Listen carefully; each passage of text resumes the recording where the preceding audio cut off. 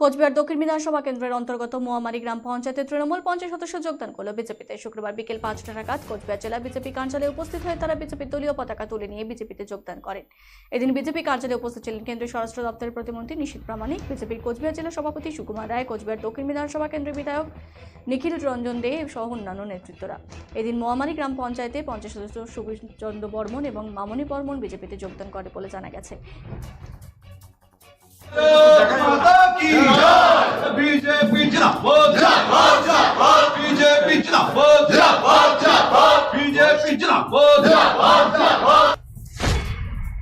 আমার মন চাইছে বিজেপিতে যোগ দেওয়ার জন্য, তাই জন্য আমি বিজেপিতে জয়েন করলাম।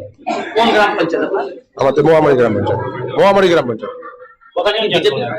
আমরা এই জায়গায় 4 জন, দুজন। ওখানে বিজেপি কি আগে পঞ্চায়েত ছিল?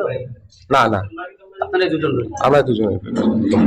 বললাম দলে কি কোনো রকম মানে কোনো কারণ না, দলের সাথে কোনো ক্ষোভ চালে আমাদের কিছু না। আজকে মোয়াবাড়ি থেকে এই মুহূর্তে 2 জন পঞ্চায়েত ভারতীয় জনতা পার্টি যে যোগদান করলো, সঙ্গে সঙ্গে আরো 2 জন পঞ্চায়েত যোগদান করবে। এরকম প্রতিদিনই আমাদের যোগদান চলছে। শুধু বিশেষ পঞ্চায়েত দেখে আজকে আমাদের দলীয় কার্যালয়ে মানে পতাকা ধরানো হলো, তাছাড়া কিন্তু প্রতিটা জায়গায় প্রতিদিন আমাদের যোগদান চলছে। এরকম